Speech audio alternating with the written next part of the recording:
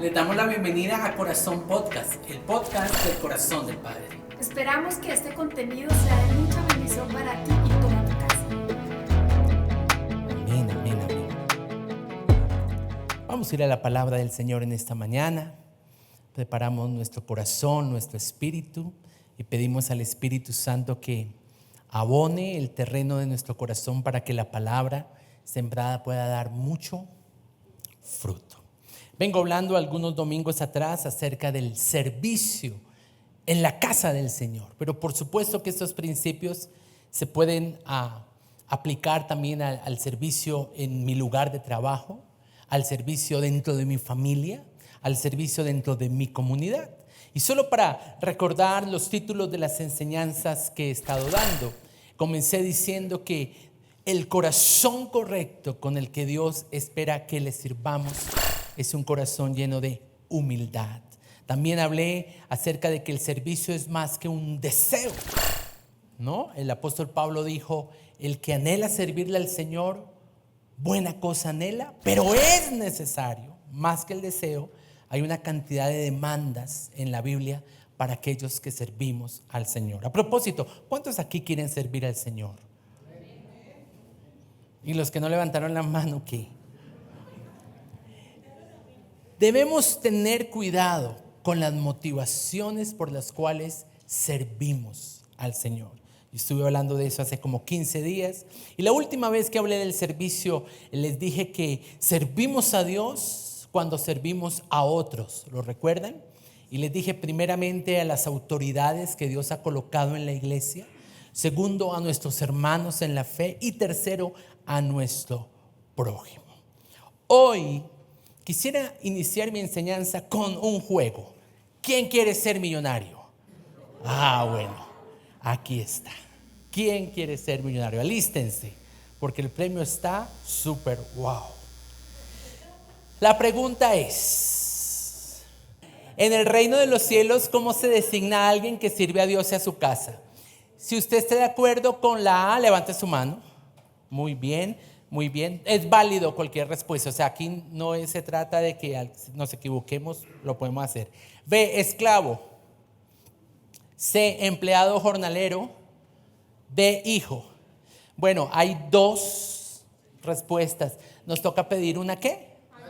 Ayuda. Una ayuda, ahí están las ayudas. Yo sabía que ustedes iban a pedir ayuda. Gracias.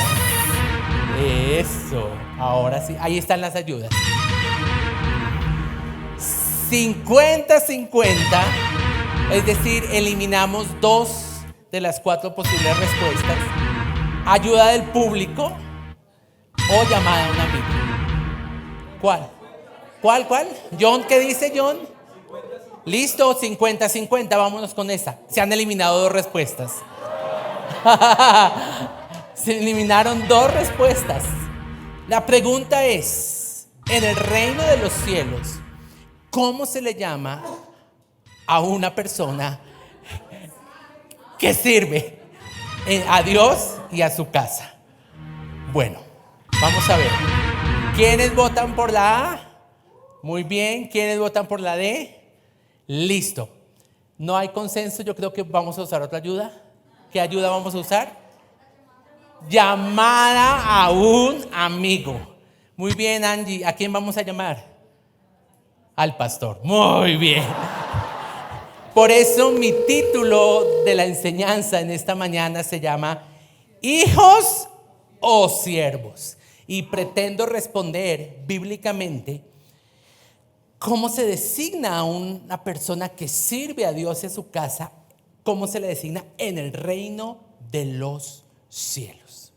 Y para ello, por supuesto, debo dar un sustento bíblico. Hebreos capítulo 3, versículos del 5 al 6. Hebreos 3, 5 al 6 dice así: Moisés a la verdad fue fiel en toda la casa de Dios como siervo, para testimonio de lo que se iba a decir.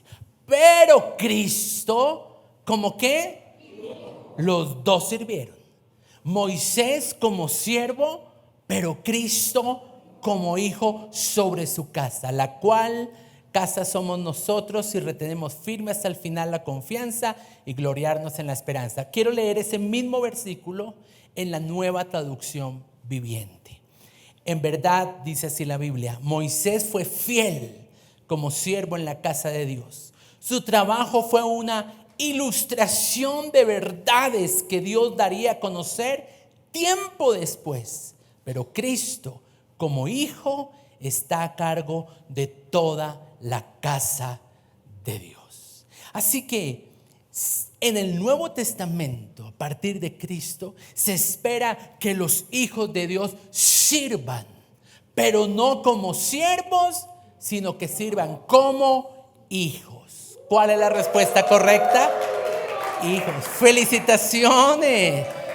Dígale a la persona que está al lado, felicitaciones.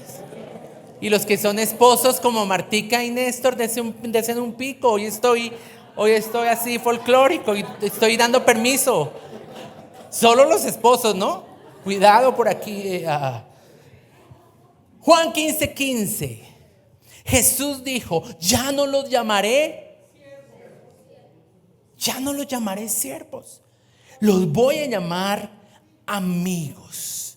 ¿Por qué? Porque el amigo siempre sabe lo que va a hacer el Padre. Así que sí, debo servir, pero debo hacerlo con un corazón de hijo. ¿Cuántos de ustedes sirven en su casa? Cuando eran hijos servían a sus papás, cuando eran hijos servían a su casa, ¿cierto? Y nunca se le llamaba siervo. ¿Qué tal yo? Siervo Juan. ¿No? Él sirve en casa, pero sirve en condición de hijo. Y el Señor espera que nuestro servicio a Dios y a su casa sea el servicio de un hijo y no de un siervo. Porque saben, un siervo finalmente es alguien que se emplea, es alguien asalariado.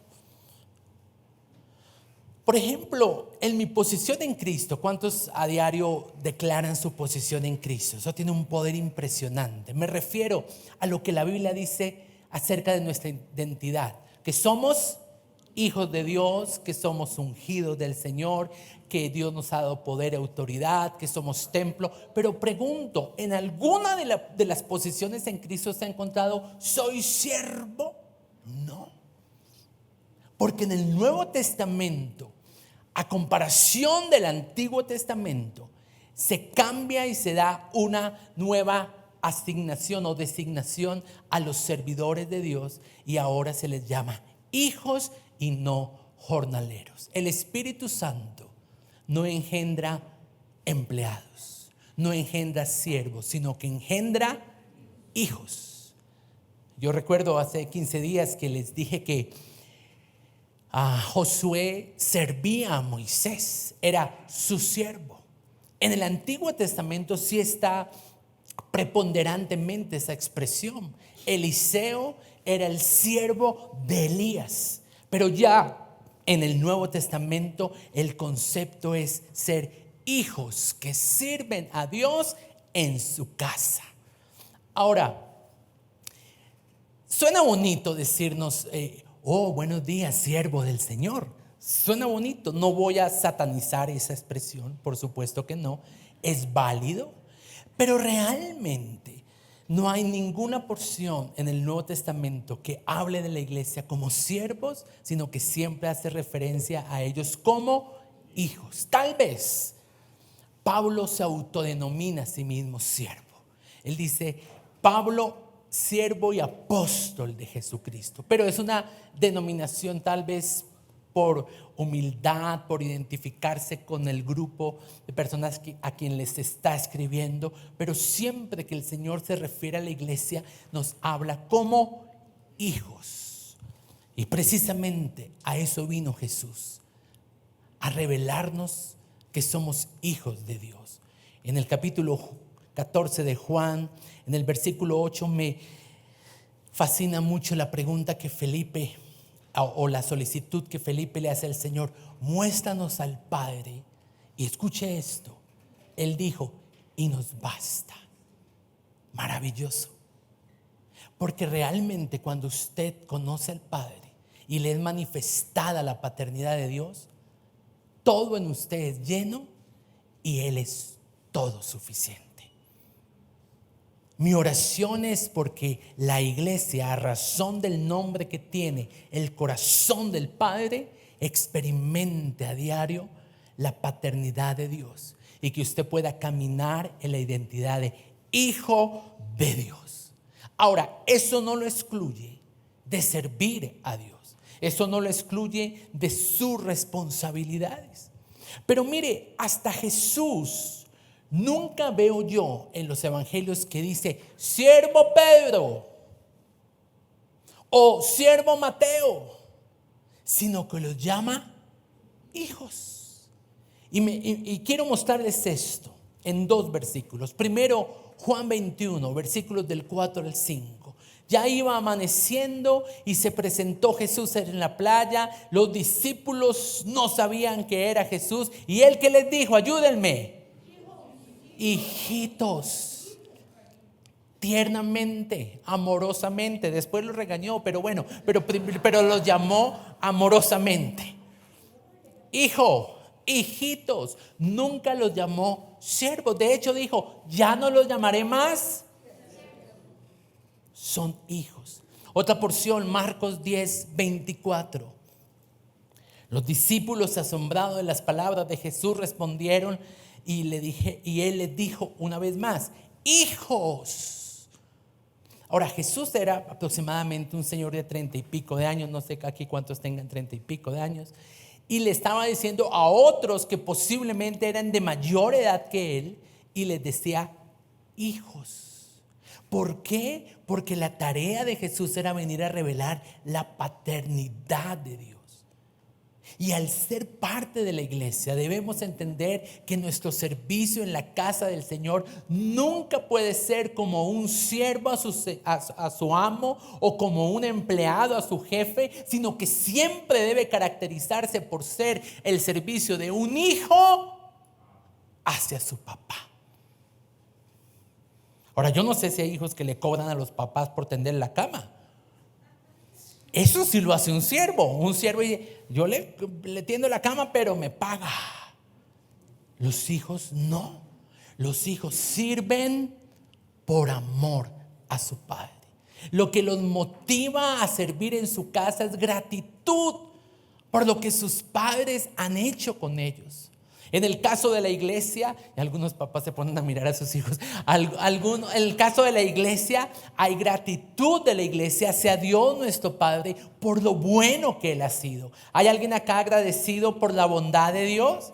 Entonces la forma de manifestar nuestro amor y gratitud es a través del servicio. Ahora, les decía hijos, pero tuvo momentos donde los confrontó, donde los corrigió, donde les demandó obediencia y consagración. Y es que en realidad hay una mayor exigencia sobre un hijo que sobre un empleado. Y la diferencia está en el vínculo relacional que hay entre las dos partes. El apóstol Pablo también le fue revelado este principio. Por eso en Gálatas 4:19 le dice a sus discípulos, hijitos míos, por quienes vuelvo a sufrir dolores de parto hasta que Cristo sea formado en ustedes. ¿Cómo llamaba Pablo a sus discípulos? ¿Siervos del Dios Altísimo? No, hijitos. A Timoteo, segunda de Timoteo 1:2, le dice, tú pues, hijo mío, esfuérzate en la gracia que es en Cristo Jesús. Así que mi pregunta para ustedes es, ¿nos estamos comportando como hijos en la casa de Dios o nos estamos comportando como empleados? Aquellos que sirven o que se están preparando para servir en la casa del Señor, ¿lo está haciendo usted con una mentalidad de hijo o con una mentalidad de empleado? Porque un empleado siempre dice, bueno, ¿y yo qué? ¿Yo cómo voy ahí? ¿Cuál es mi contraprestación? Pero recuerde, no servimos a Dios como empleados, sino que lo hacemos como hijos. agradecidos por lo que Él ya nos dio y nos sigue dando. Ahora, pregunto, ¿hay conflictos? ¿Hay diferencias? ¿Hay desacuerdos entre padres e hijos? Obvio, porque es una relación muy sensible. Es una relación muy importante, muy significativa. Anoche yo estaba impactado escuchando a dos jóvenes que no conocen al Señor, y entre ellos hablaban y el uno le decía al otro: mi papá no sabe nada de mi vida. Y el otro le decía: yo que no lo conozco. ¿Por qué? Porque esta generación es una generación sin la presencia significativa de la relación paternal. Y por eso hay una necesidad de que, como nunca antes, hoy la iglesia revele a Dios como Padre a esta generación. Ahora, ¿hay diferencias entre empleados y jefes? Por supuesto. Pero por lo general, cuando hay un gran conflicto, el empleado se pone digno y pasa una carta de renuncia y dice: me voy, me largo de acá. Pero un hijo y un padre, ¿qué se espera que hagan? Se amen, se perdonen, decidan continuar juntos y su relación sea restaurada. El Señor habló acerca de aquellos pastores que no sirven como hijos de Dios, sino como asalariados, motivados únicamente por el lucro que pueden recibir. Dice la Biblia en Juan 10, versículos del 11 al 13, Jesús, hablando de sí mismo, dice: yo soy el buen pastor, y el buen pastor su vida da por las ovejas. Pero en cambio el asalariado, ¿cierto, Dianita? El asalariado, ese no es el pastor, porque de él no son las ovejas. Y cuando un asalariado ve venir al lobo, ¿qué hace con las ovejas? Las deja y huye. Y entonces el lobo arrebata las ovejas y las dispersa. Así que el asalariado huye porque es asalariado. Solo le importa el lucro, pero no le importan las ovejas. Ahora, tremendo esto, porque Dios demanda que nosotros tengamos un corazón de hijos en el servicio. Los profesores del corazoncito, en las horas que están ministrando a los niños, ellos son los pastores de esos niños. Son quienes les están proveyendo de alimento que nutre su vida espiritual.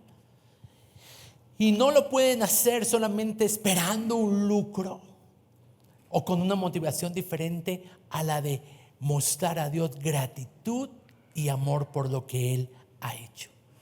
Entonces, muchas veces esa mentalidad de los asalariados hace que uno vea a la iglesia como un club o como una asociación donde yo vengo y a través de mis diezmos doy una cuota de afiliación, y si finalmente no se cumplen mis expectativas, pues mañana me voy y dejo de hacerlo.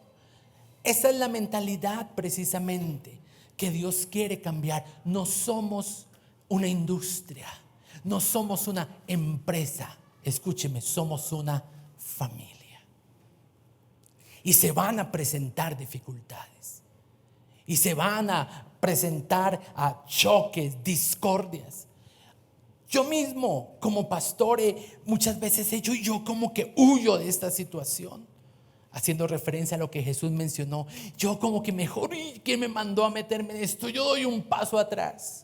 Pero gracias a Dios, porque al ser familia, los unos y los otros nos animamos. ¿Sabe? Usted me bendice muchas veces y usted se convierte en un motivo para que mi esposa y yo continuemos con el llamado que Dios nos ha dado, y les quiero dar las gracias.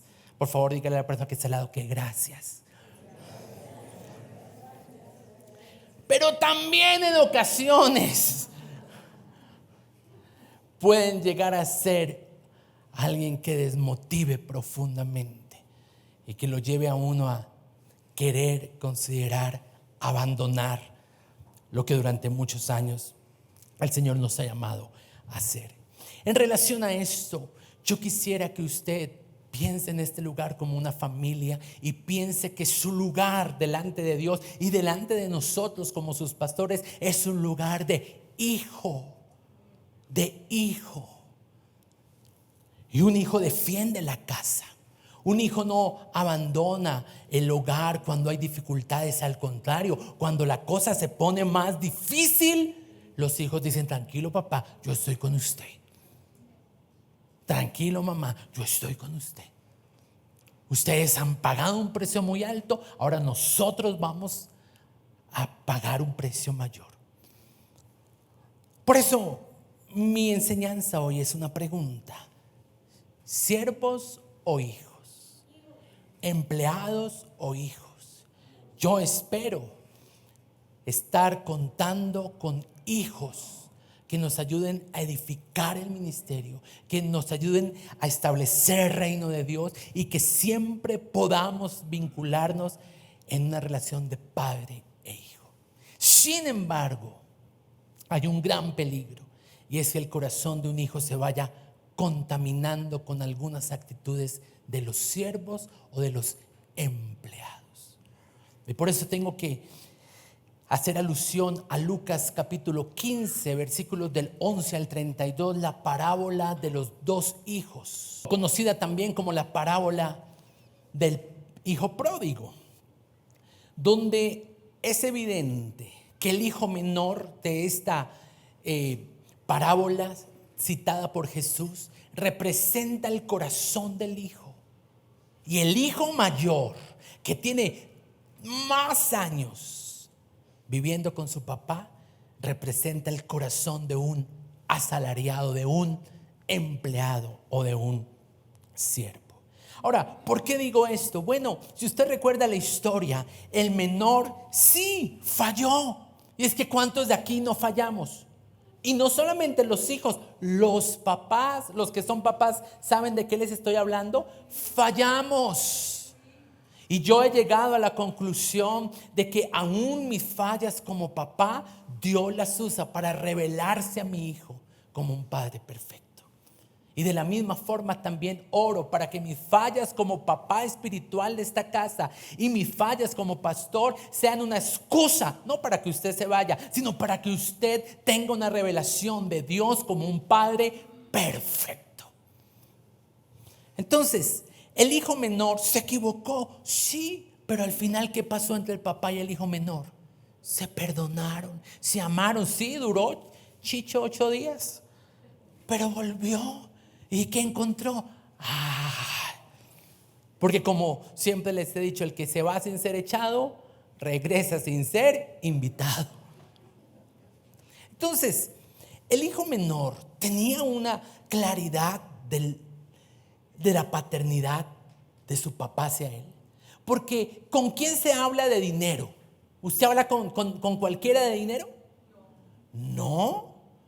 ¿Usted le muestra su declaración de renta a toda la gente o la publica en las redes? ¿O le dice cuánto gana? No, de esos temas solamente se habla con alguien íntimo. ¿Y con quién habló el hijo menor de dinero? Con su taita, con su papá. Había un vínculo entre ellos dos. En el momento más difícil de la vida del hijo menor, cuando se sentía solo, sin dinero, abandonado, anhelando comer la comida de los cerdos, ¿en quién pensó el hijo? En su papá. Así que este papá hizo una muy buena tarea para que su hijo supiera que pese a su rebeldía, a su mala decisión de pedir la herencia, de malgastar, de estar malhumorado, de querer salirse de la casa, de estar aburrido de tantos años ahí en el mismo lugar, él sabía que había un vínculo que tenía que pasar por encima de lo que podían estar cruzando, y era el vínculo de padre y de hijo. Entonces, permítame, le voy a hablar de algunas características de alguien que tiene la mentalidad de siervo, de alguien que tiene la mentalidad de empleado. Y por supuesto, para esas características tenemos que centrarnos en ¿quién? en el hijo mayor. Por eso Lucas capítulo 15, y quiero comenzar versículos 25 y 26. Recuerden que el hijo pródigo entonces vuelve a casa. Su papá lo besa, lo abraza, llora con él, le restaura el calzado, el anillo, el vestido, hace una gran celebración, pero entra en escena el hijo mayor. Lucas 15, 25 al 26 dice: y su hijo mayor estaba en el campo, y cuando vino y llegó cerca de la casa, oyó la música y las danzas. Y llamando a uno de los criados le preguntó qué era aquello. Característica número 1: son indiferentes con lo que acontece en la casa. El hijo mayor no estuvo al tanto del regreso de su hermano. ¿Por qué? Porque su corazón no estaba en la casa. De hecho, dice que él estaba en el campo, fuera, lejos de la casa, cuando su lugar de hijo era estar en la casa. Porque ¿quiénes estaban en el campo? Los trabajadores, los asalariados, los empleados, los jornaleros. Pero se espera que el hijo tenga su corazón en la casa. Por eso estoy inquietado en mi espíritu, porque algunos con el corazón de hijos pueden estar siendo tentados a contaminarse con las actitudes de los siervos. Por eso es importante reflexionar y que el Espíritu Santo pueda darnos convicción en qué áreas mi corazón se está saliendo. Y una de ellas es el área de la indiferencia. Por ejemplo, unos hijos están en casa, son hijos, pero por alguna razón su corazón se contamina y ya no les importa lo que pasa en la casa. Son hijos, pero con corazón de siervos, o de empleados, o de asalariados, o de interesados. Solamente me acerco a mi papá o solamente me acerco a mi mamá y le hago así cuando necesito algo. Son hijos, pero su corazón se está contaminando. Y de la misma forma como pasa en una familia, no quiero que eso comience a ocurrir en la iglesia del Señor. Que tengamos motivaciones escondidas, ocultas, o que solamente nuestra lealtad sea aparente o de dientes para afuera. El regreso del hermano menor era un evento importantísimo, sobre todo para su papá. Pero para este hijo eso no fue importante. Y acá quiero exhortar a los papás. Es cierto, nuestros hijos son una prioridad, pero nunca deje que sus hijos pasen por encima de su cónyuge, o que usted le dé tanto a sus hijos, o que invierta todo el tiempo en ellos y se olvide de usted mismo como persona. En una casa, en un hogar, todos los integrantes tienen necesidades, ocupan un lugar y sus necesidades son tan importantes como la de los otros. Porque lamentablemente muchas veces les hacemos creer que solo lo importante es lo de ellos. Y luego pasan los años y decimos: ¿y yo cuándo dejé de existir? ¿Cuándo dejé de soñar? Invertí mi vida en ellos, pero resulta que yo también tenía anhelos por los que ningún familiar, ningún miembro de la familia ha pensado en mí. Por eso debemos orar para que esa indiferencia se vaya del corazón de nuestros hijos, tanto de sangre como espirituales. Número 2, hablan en escenarios equivocados. ¿Por qué? Porque él escuchó la fiesta, escuchó la música, y en vez de ir a su papá, le preguntó a un criado. Imagínense, él era el hijo del dueño. Él era el hijo del hacendado. Él era el hijo. Y se pone a hablar con empleados. Ahora, no estoy hablando que uno no pueda relacionarse con la gente. No, compréndame. Le estoy diciendo que frente a esa inquietud que él tenía de por qué había fiesta en la casa y qué era ese alboroto, él tenía que haber ido ¿a quién? Y si usted tiene alguna inquietud, por decirlo de una forma elegante, y tiene dudas, venga a mí. Pero no busque a alguien más, porque el hacer eso va a traer murmuración. Y la murmuración es algo que daña la iglesia, provoca división. Por eso, mucho cuidado. ¿Qué hace que un corazón de un hijo se contamine? Hablar en escenarios equivocados. Su hijo, su hija debería abrir su corazón primeramente con ustedes. Usted debe desarrollar una relación que le permita a su hijo abrir su corazón.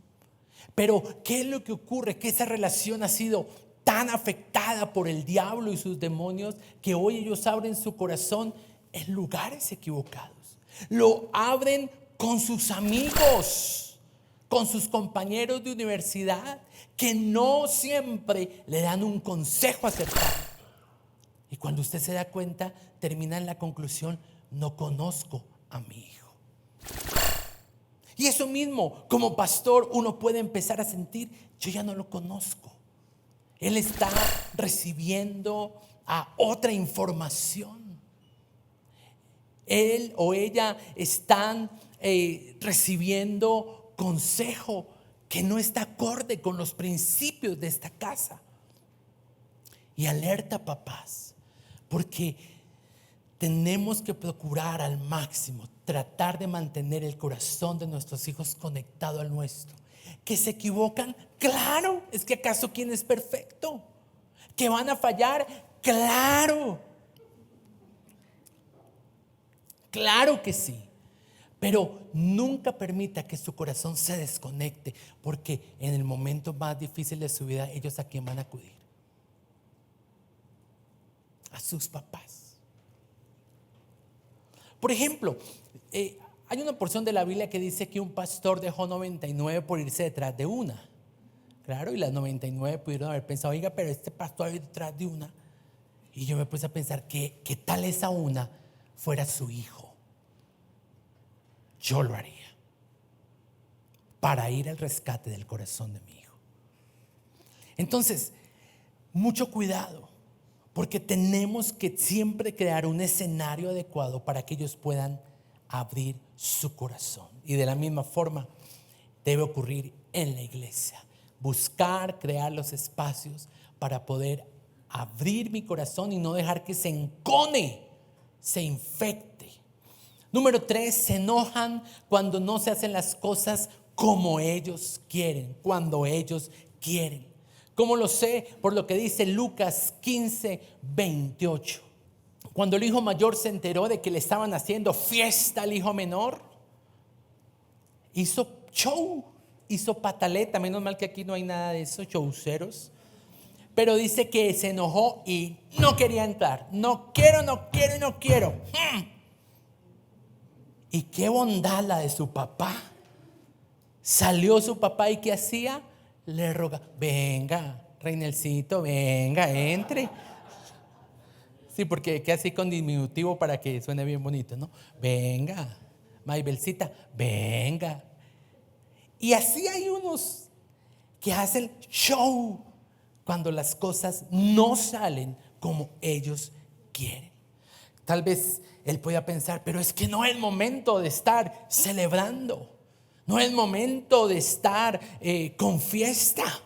Más bien debería haber sanción sobre tu hijo menor, porque nunca se refirió a él como hermano. Deben castigarlo. Son tremendamente susceptibles, muy delicados. Y recordemos, iglesia, todas las relaciones pasan por diferentes escenarios, y eso es lo que nos hace fortalecer las relaciones. Pero nunca podemos ser empujados por el enojo. Porque sabe, y lo digo por mí, el enojo nos dice decir cosas de las cuales después nos arrepentimos. Dije, pero ¿por qué le dije esto? Por el enojo. Mucho cuidado. Hoy hay relaciones entre padres e hijos afectadas profundamente por el enojo, que hace decir cosas muy hirientes. Número 4, su motivación al servir, en el caso del hijo mayor, era el pago, la recompensa. Me lo dice el versículo 29. Le respondió el hijo mayor a su papá y le dijo: tantos años hace que te sirvo, no habiéndote desobedecido jamás, y nunca me has dado ni un cabrito. El enfoque del hijo mayor, ¿en qué estaba? En el cabrito, no en el gozo de servirle a su papá. Número 5. Usan las debilidades o los fracasos de las otras personas para autopromoverse. Tremendo, ¿no? Mucho cuidado, esta actitud debe ser examinada, aún dentro de nuestros grupos de trabajo, de nuestro grupo académico, dentro de nuestras familias. Lucas 15:30 dice, hablando el hijo mayor: cuando vino tu hijo, que ha consumido tus bienes con rameras, has hecho matar para él el becerro corto. ¿Qué estaba haciendo él? Magnificando, glorificando, exagerando los errores de su hermano para él quedar como un príncipe. Y no solamente los de su hermano, los de su papá. Porque para él su papá era débil de carácter, por no castigar a su hermano, a quien había fracasado y que había cometido errores. Y mucho cuidado, porque uno juzga lo que más está propenso a caer, en aquello en lo que más está propenso a caer. Yo no sé, la Biblia no me relata a mí que el hijo menor estuvo con prostitutas. Eso sale de la boca del hermano mayor. Puede que sí, puede que no, démosle el beneficio de la duda. Pero el punto es que nadie puede usar el pasado de una persona, usar los errores o las debilidades de otra persona con el propósito de autopromoverse. Eso ocurre mucho entre hermanos. Es que mire, a él sí lo dejan, en cambio a mí no. O mire, mamá, lo que hizo mi hermano, para que me autopromuevan. Pero en la casa del Señor, en el reino de los cielos, así no opera.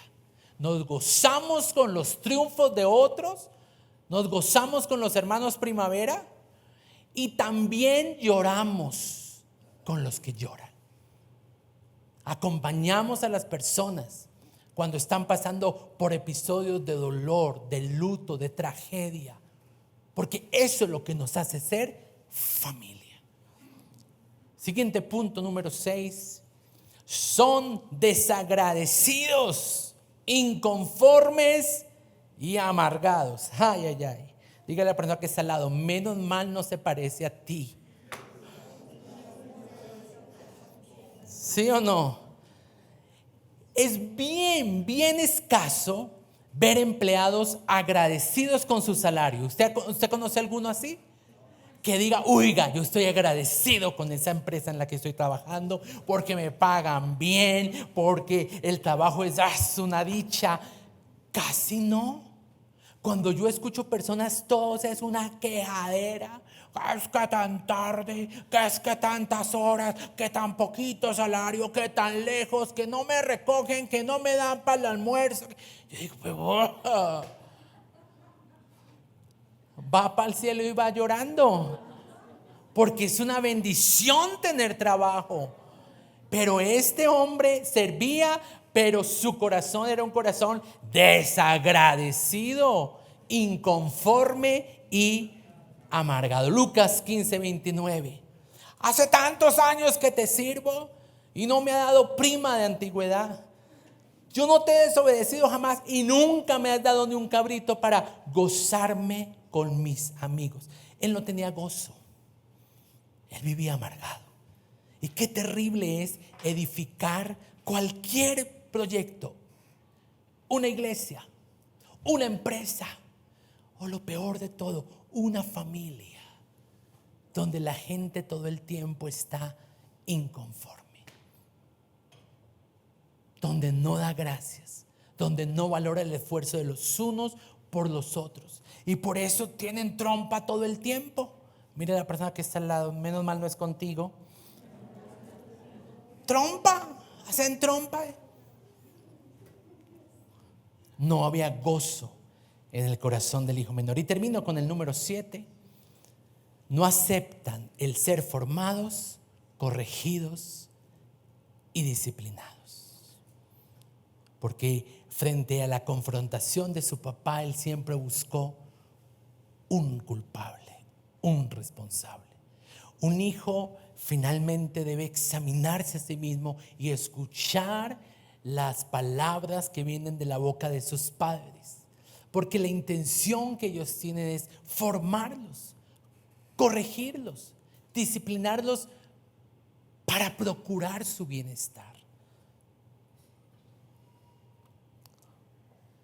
Yo recuerdo en la iglesia donde yo nací, crecí, desde siempre el Señor me ha dado una gracia en relación a las escrituras, en relación a predicar. Y cuando yo tenía la chance, la oportunidad de predicar allí, pues la gente era muy, muy bendecida. Y claro, empecé a contaminar mi corazón, porque la gente empezó a decirme: oiga, pero a usted deberían darle más púlpito, usted lo hace mucho mejor. ¿Sí? Por ahí hasta el diablo vino y me dijo: cuando usted predica, más ofrenda. Y digo esto porque yo siempre he procurado tener un corazón correcto, pero esas cositas comienzan como a filtrarse, a venir, y de repente me encontré en una situación de debilidad. Y gracias a Dios, porque yo fui y hablé de eso directamente con el papá de la casa. No vine y lo murmuré con un siervo, con un empleado, no, directamente. Y le abrí mi corazón en relación a la lucha que yo estaba teniendo con esas voces. Y fue hermoso, porque ahí supe y vi una vez más el cuidado amoroso de Dios y el cuidado paterno de Dios para conmigo.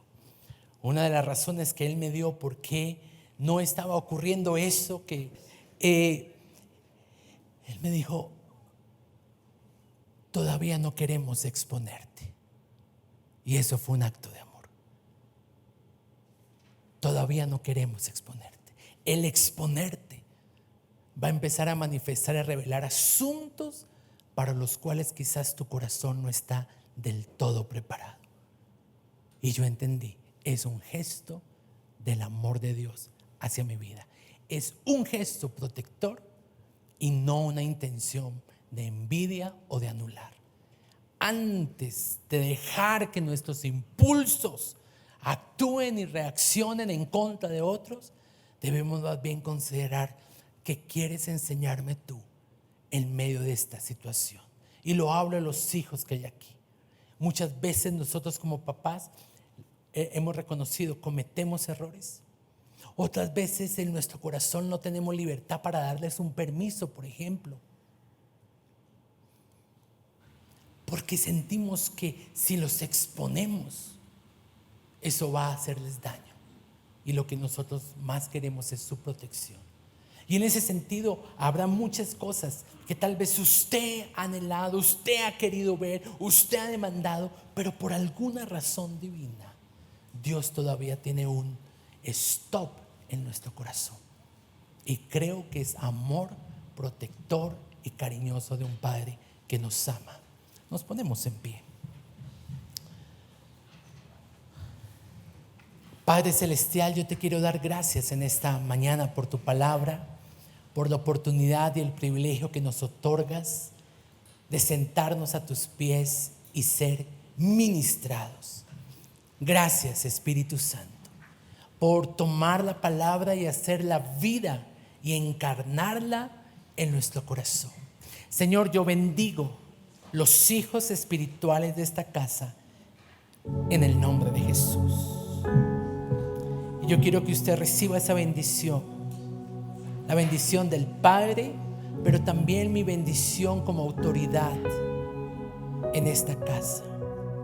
Hijo, hija, te bendigo en el nombre de Jesús. Te bendigo.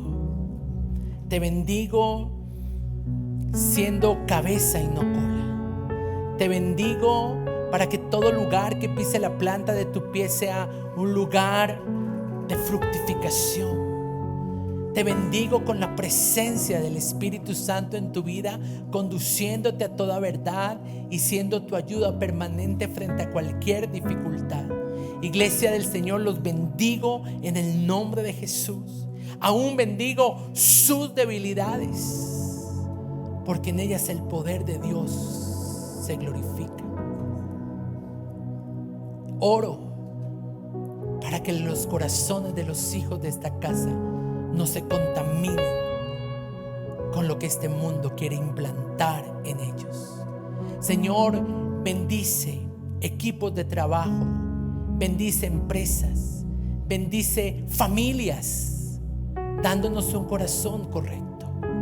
Renunciamos hoy a las características de este hijo mayor, que hablaba desenfrenadamente, motivado por enojo, en un escenario equivocado, que no fue a la fuente a la que debía haber ido.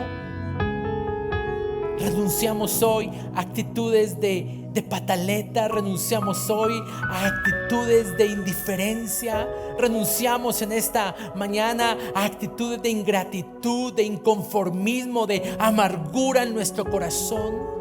En el nombre de Jesús, renuncio a haberme creído cualquier mentira como verdad.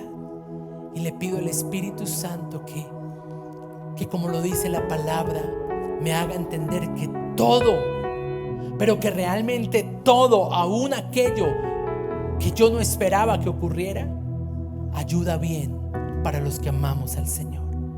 Ayúdame a ver la iglesia como una familia. Ayúdame a ver a mis asistentes, compañeros de mi grupo fuente o de la congregación o estudiantes de formados para servir como lo que realmente son, hermanos en la fe, que caminamos detrás de las pisadas de Jesús. Cambia mi lamento y mi queja por una canción de gratitud.